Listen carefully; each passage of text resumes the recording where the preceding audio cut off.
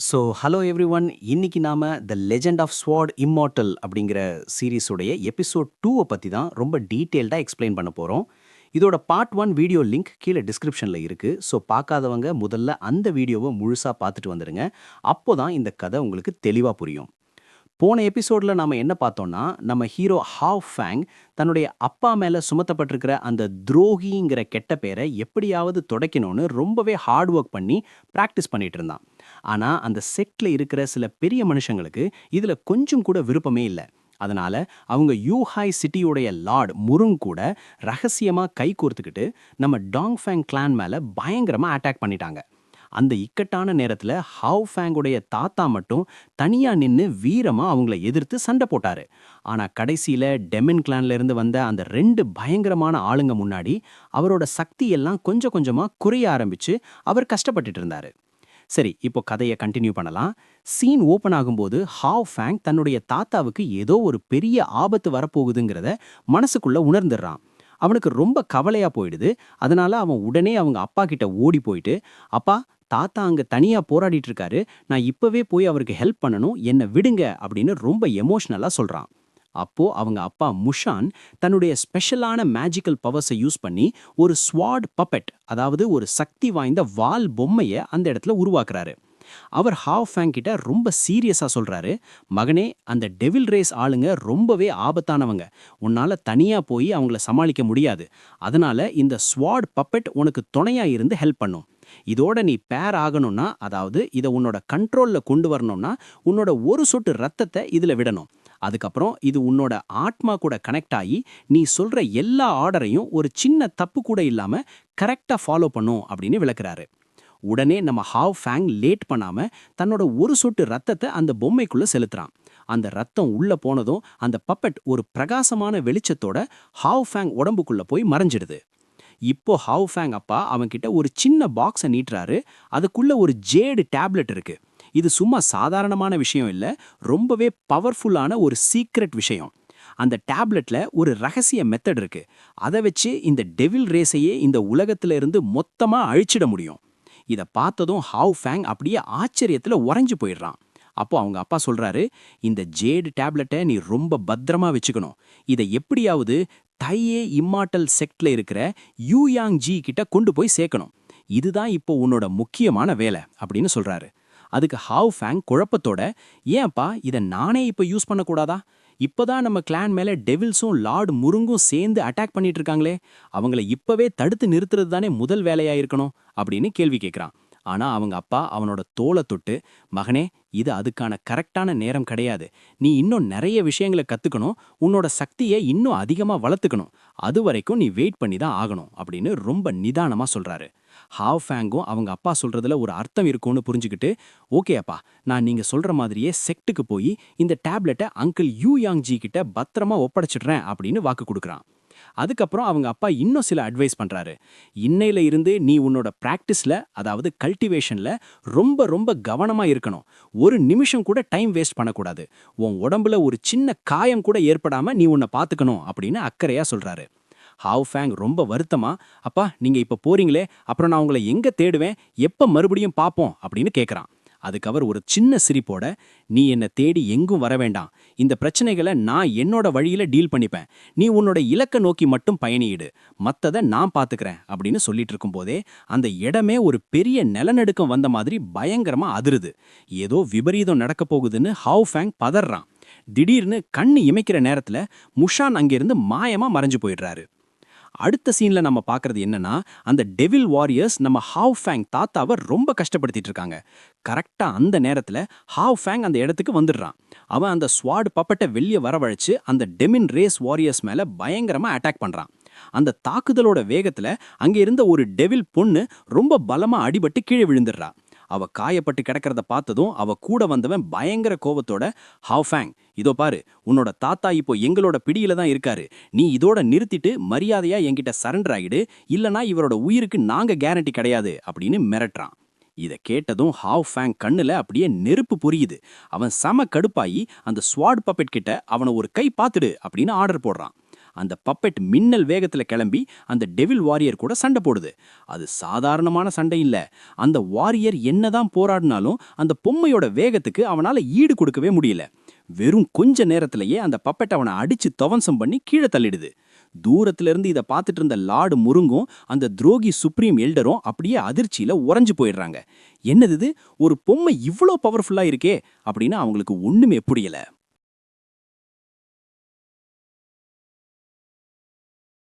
இன்னொரு பக்கம் ஹேஃபேங் ஓடி போய் தன்னோட தாத்தாவை தாங்கி பிடிக்கிறான். அவரோட நிலைமை ரொம்பவே மோசமா இருந்துச்சு. மூச்சு விடவே சிரமப்பட்டுக்கிட்டு இருந்தாரு. இந்த பக்கம் அடிபட்டு கிடக்கிற அந்த டெவில் வாரியர்ஸ் தங்களுக்குள்ளே ரகசியமா பேசிக்கிறாங்க. இவன் நம்ம நினைச்சதை விட ரொம்பவே டேஞ்சரானவனா இருக்கான். இங்க இன்னும் கொஞ்ச நேரம் இருந்தா நம்ம உயிர் மிஞ்சாது. பேசாம இப்பவே இங்கிருந்து எஸ்கேப் ஆயிடுறது தான் நமக்கு புத்திசாலித்தனம் அப்படின்னு பிளான் போடுறாங்க. அவங்க 2 பேரும் அங்கிருந்து தப்பிச்சு மெதுவா நழுவ ட்ரை பண்ணும்போது ஹேஃபேங் கத்துறான். எங்கடா ஓடுறீங்க? டாங்ஃபேங் கிளான் என்ன உங்க வீட்டு வாசலா? நினைச்சப்ப வர்றதுக்கும் அடி வாங்கிட்டு நினைச்சப்ப ஓடுறதுக்கும் அப்படின்னு சொல்லிட்டு அந்த ஹெவன்லி ஸ்வாட் பப்பட் கிட்ட அவங்கள விடாத, இப்பவே அவங்கள தீத்துக்கட்டு அப்படின்னு கமாண்ட் பண்றான். அந்த பப்பெட் உடனே அந்த 2 டெவில்ஸையும் சுத்தி ஏகப்பட்ட மாய வாள்களை உருவாக்கி ஒரு பெரிய வலைய பின்னுது. அந்த அட்டாக்கோட பவர்ல அவங்க 2 பேரும் அப்படியே சிதறி அங்கேயே செத்து போயிடுறாங்க. இத பார்த்த முருங் அப்படியே நடுங்கி போய் நிக்கிறான். ஹேஃபேங் இவ்வளோ குறுகிய காலத்துல எப்படி இவ்வளோ பெரிய சக்தியை அடைஞ்சான்? இவன் கையால அந்த ஃபேண்டம் ஸ்வாட்ஸ்மேன் கூட செத்து போயிட்டாங்களே. இவன் சாதாரண பையன் இல்ல, இவனை நாம ரொம்பவே குறைவா மதிப்பிட்டுட்டோம் அப்படின்னு பயத்துல அவனுக்கு வேர்க்க ஆரம்பிச்சிடுது. இப்போ ஹேஃபேங் மெதுவா நடந்து அந்த லார்டு முருங் மற்றும் சுப்ரீம் எல்டர் முன்னாடி வரான். அவனோட பார்வை ரொம்பவே கூர்மையா இருக்கு. நீங்க 2 பேரும் எதுக்காக அந்த கீழ்த்தரமான டெவில் ரேஸ் கூட கை கோர்த்துக்கிட்டு நம்ம சொந்த கிளான் மேலேயே இப்படி ஒரு அநியாயமான அட்டாக்க பண்ணீங்க? இதுக்கு பின்னாடி கண்டிப்பா ஏதோ ஒரு சுயநலமான காரணம் இருக்கும்ல, அதை ஒழுங்கா சொல்லிடுங்க அப்படின்னு கம்பீரமா கேட்கறான். அதுக்கு அந்த 2 பேரும் பயத்துல நடுங்கிக்கிட்டே, ஐயோ ஹேஃபேங், எங்களை மன்னிச்சிரு, நாங்க வேணும்னு இதெல்லாம் பண்ணல. அந்த டெவில் ரேஸ் ஆளுங்க தான் எங்களை மிரட்டி நாங்க சொல்றத கேட்கலன்னா உங்க கிளானையே அழிச்சிடுவோன்னு சொன்னாங்க. அதனால தான் பயந்து போய் அவங்களுக்கு ஹெல்ப் பண்ணோம் அப்படின்னு பச்சை பொய் சொல்றாங்க.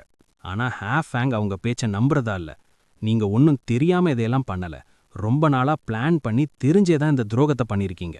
உங்களோட சுயநலத்துக்காக என்னோட அப்பா மேல அபாண்டமான பழிய போட்டீங்க. முருங், உனக்கு ஒரு விஷயம் ஞாபகம் இருக்கா?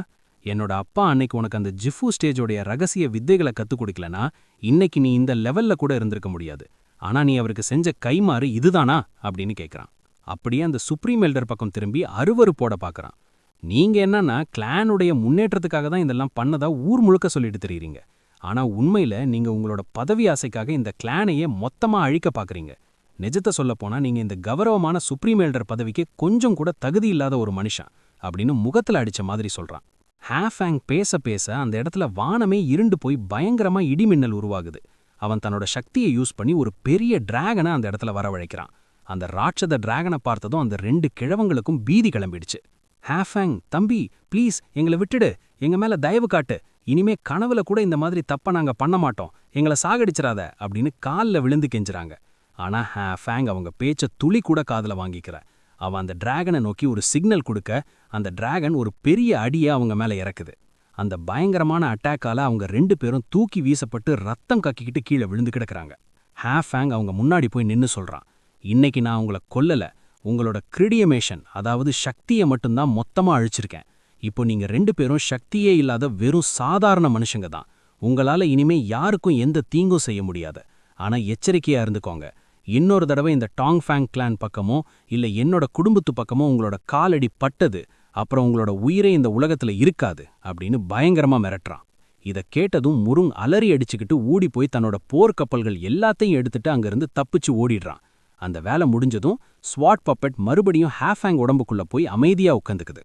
சீஃபோட கண்டிஷன் ரொம்ப கவலைக்கிடமா இருக்கிறத பார்த்து ஹேஃபேங் பதட்டத்தோட அவரை தூக்கிக்கிட்டு மாளிகைக்குள்ள வரான். அங்க முஷு அவங்களுக்காக தான் வாசல்லே காத்துட்டு இருந்தா. அவங்க வர்றத பார்த்ததும் ஓடி வந்து, நீங்க எல்லாரும் பத்திரமா வந்துட்டீங்களா? யாருக்காவது ஏதாவது ஆச்சா அப்படின்னு அழுகையோட கேட்கறா. அதுக்கு ஹேஃபேங் அவளை தேத்திட்டு, முஷு, என்ன பத்தி கவலைப்படாத, நான் நல்லா தான் இருக்கேன். ஆனா சீஃப் ரொம்ப பலமா அடிபட்டிருக்காரு, அவருக்கு தான் இப்போ ட்ரீட்மெண்ட் தேவை அப்படின்னு சொல்றான். இப்போ சீஃப் மெதுவா கண்ணை திறந்து ஹேஃபேங் கிட்ட, அடுத்து நீ என்ன பண்ண போற, உன்னோட பிளான் என்ன அப்படின்னு கேட்கறாரு.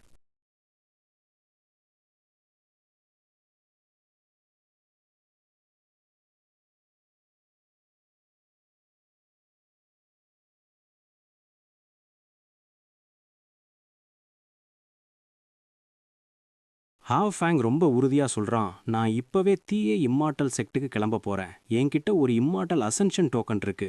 இதை நான் எப்படியாவது யூ யாங் ஜி கிட்ட கொடுத்தே ஆகணும். அப்புறம் அங்கேயே தங்கி கடுமையா பிராக்டிஸ் பண்ணி இன்னும் பெரிய லெவலுக்கு போகணும்னு நினைக்கிறேன். இன்னைக்கு நம்ம கிளான் மேல அந்த 2 டெவில்ஸ் அட்டாக் பண்ணது ஏதோ யதார்த்தமா நடந்தது கிடையாது. இதுக்கு பின்னாடி பெரிய சதி இருக்கு. அவங்க ஏற்கனவே முருங்குடைய செக்ட் கூட ரகசியமா டச்ல இருந்திருக்காங்க.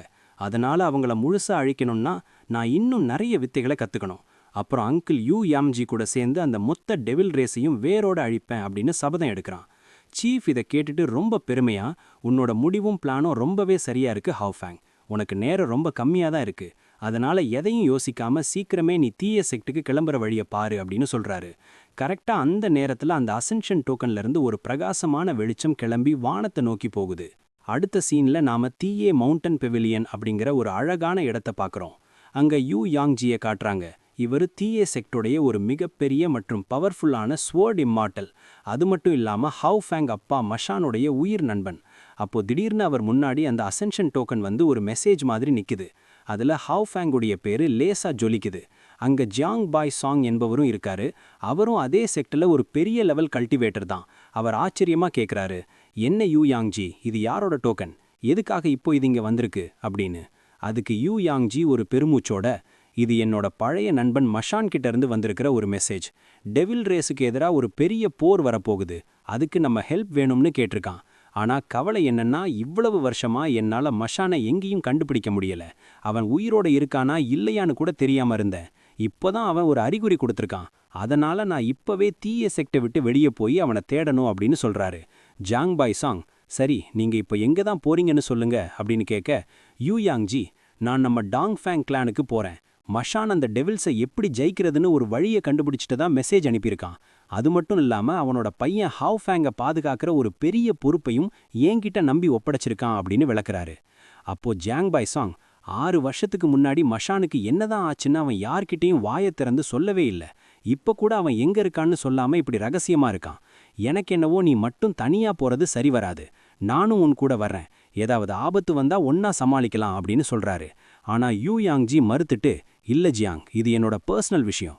நான் ஒருத்தனே டாங்ஃபேங் கிளானுக்கு போயிட்டு வரேன். அங்க இருக்கிற விஷயங்களை நான் பாத்துக்கிறேன் அப்படின்னு சொல்லிட்டு தன்னோட மேஜிக்கல் வாளை அங்க வரவழைக்கிறாரு. அப்போ ஜியாங் பாய் சாங், சரி உன்னோட விருப்பம். நீ இல்லாத இந்த நேரத்துல நான் நம்ம செக்டர் ரொம்ப பத்திரமா பாத்துக்கிறேன்.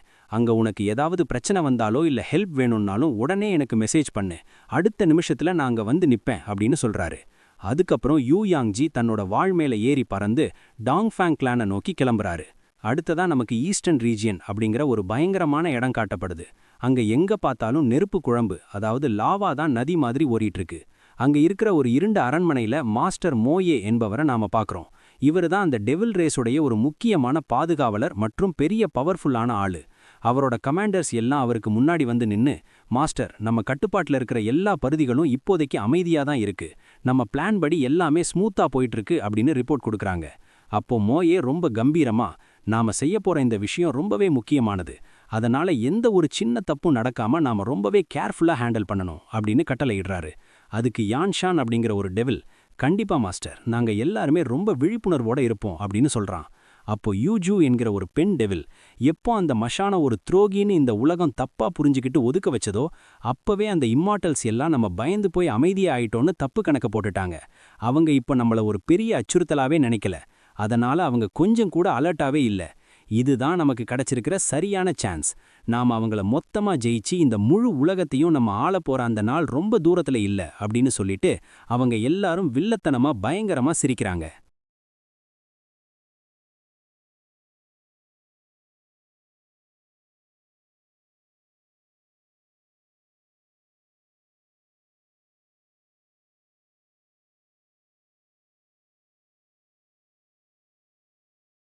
யான்ஷான் இன்னும் ஒருபடி மேல போய், மஷானுக்கு அப்புறமும் அந்த இம்மார்ட்டல் செட்டுக்கு வழி நடத்த சரியான ஒரு லீடரே இல்லாம போயிட்டாங்க.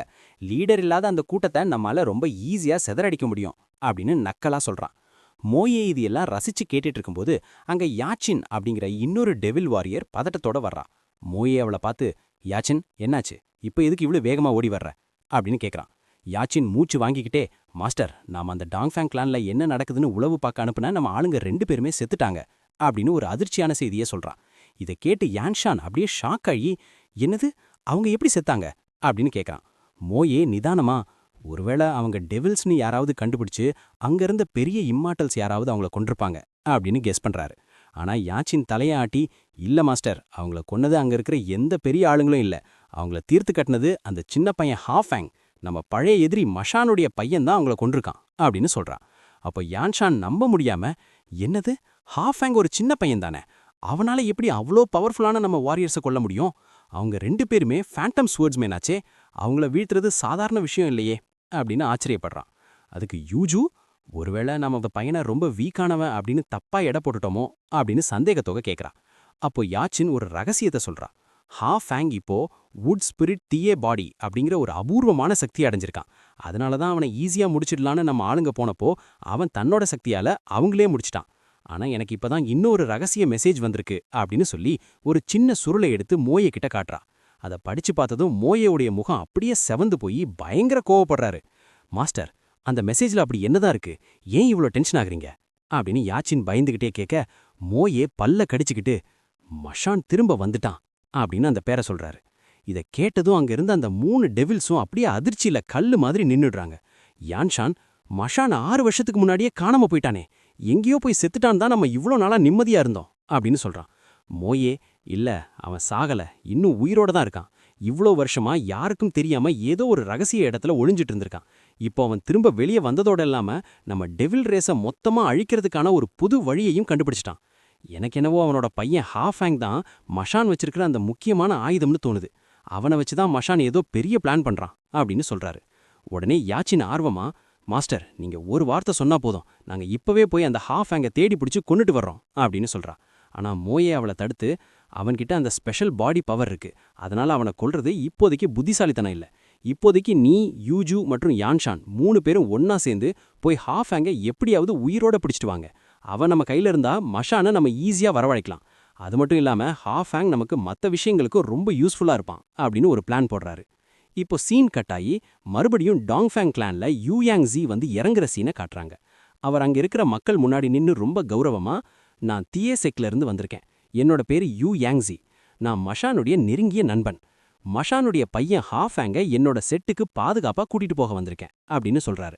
அங்கிருந்து எல்லாரும் ஒரு ஸ்வோர்ட் இம்மார்ட்டலை பார்த்ததும் அவருக்கு தலை குனிஞ்சு மரியாதை கொடுக்குறாங்க. ஹாஃபேங் அம்ப ஓடி வந்து, நான் தான் மஷானோட பையன் ஹாஃபேங் அப்படின்னு தன்னை அறிமுகப்படுத்திக்கிறான். யூயாங்ஸி அவனோட முகத்தை பார்த்துட்டு அவனோட நாடி துடிப்பை செக் பண்ணி பார்க்கறாரு.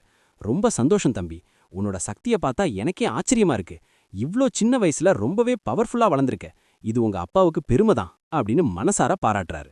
ஹாஃபேங் உடனே ரொம்ப ஆவலா, அங்கிள், எனக்கு எங்க அப்பாவை பார்க்கணும்னு ரொம்ப ஆசையா இருக்கு, 6 வருஷமா அவருக்காக தான் நான் ஒவ்வொரு நாளும் காத்துட்டு இருக்கேன், அவர் இப்ப எங்க இருக்காருன்னு உங்களுக்கு தெரியுமா அப்படின்னு கேட்கறான்.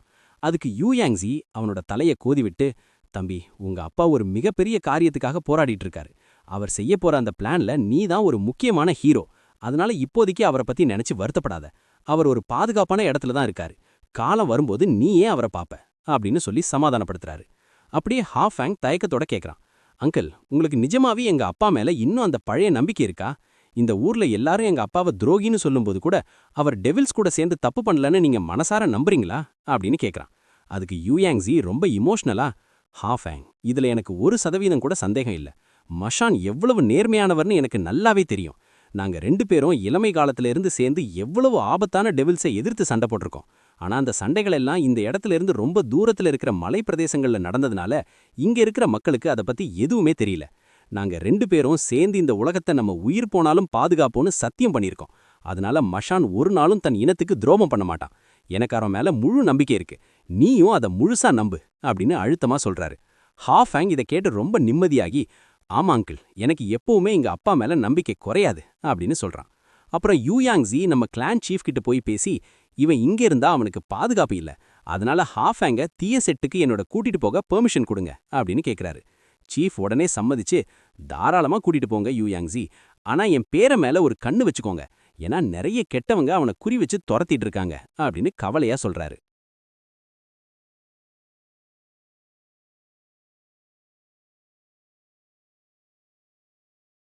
எல்லாம் ரெடியான அப்புறம் ஹாஃபேங் கிளம்புறதுக்கு முன்னாடி ஒரு விஷயத்த ஞாபகப்படுத்துறான். அங்கிள், போறதுக்கு முன்னாடி ஒரு சின்ன ஹெல்ப், என்னோட சிஸ்டர் முஷு உடம்புல ஏதோ ஒரு விசித்திரமான கோல்டுனஸ், அதாவது ஒரு அதிகப்படியான குளிர்ச்சி இருக்கு, இதனால அவளால அவளோட கிரிடிவேஷன் எனர்ஜியை ஒழுங்கா யூஸ் பண்ண முடியல. ரொம்ப கஷ்டப்படுறான். அதுக்கு உங்ககிட்ட ஏதாவது மருந்தோ இல்ல ட்ரீட்மெண்ட்டோ இருக்கா அப்படின்னு கேட்குறான். அதுக்கு அவர் முஷுவை ஒரு நிமிஷம் கவனிச்சுட்டு, கவலைப்படாத தம்பி, நான் யாங் ஸ்வாட் அப்படிங்கிற நெருப்பு சம்பந்தப்பட்ட வித்தையை தான் பிராக்டிஸ் பண்ணியிருக்கேன். அதனால அந்த ஹீட்டை வச்சு கண்டிப்பா ஃபியூச்சர்ல முஷுவை என்னால முழுசா குணப்படுத்த முடியும். இப்போதைக்கு நாம கிளம்புறது தான் சரி, நேரம் ஆயிடுச்சு அப்படின்னு சொல்றாரு. ஹேஃபேங் கிளான் சீஃபோடைய காலில் விழுந்து ஆசீர்வாதம் வாங்கிட்டு அப்புறம் முஷு கிட்ட விடை பெற்றுக்கிட்டு யூ யாங்ஜி கூட கிளம்புறான். கொஞ்ச நேரத்துல அவங்க 2 பேரும் வாய்ட் ஸ்பேஸ், அதாவது அந்த பிரபஞ்ச அந்தரவெளியில மேஜிக் மூலமா டிராவல் பண்ணிட்டு இருக்காங்க. அப்போ யூ யாங்ஜி ஆர்வம் தாங்காம, ஹேஃபேங், உங்க அப்பா டெவில்ஸை அழிக்க ஏதோ ஒரு ரகசிய வழியை கண்டுபிடிச்சதா மெசேஜ்ல சொன்னியே, அது என்னன்னு உனக்கு தெரியுமா அப்படின்னு கேட்குறாரு. ஹேஃபேங் அந்த சின்ன பாக்ஸை வெளியே எடுத்து காட்டி, ஆமா அங்கிள், அப்பா என்கிட்ட இந்த பாக்ஸை தான் கொடுத்தாரு. இதுக்குள்ள ஒரு ஜேடு டேப்லெட் இருக்கு. இதை வச்சு தான் நாம அந்த டெவில்ஸை நிரந்தரமா அழிக்க முடியும்னு அவர் சொன்னாரு அப்படின்னு சொல்றான். ஆனா யூ யாங்ஜி அதை வாங்கி பார்த்துட்டு, இந்த பாக்ஸை இப்போ திறக்க முடியாது. இதை ஸ்பெஷலான தையே மேஜிக்கை யூஸ் பண்ணி தான் திறக்க முடியும்.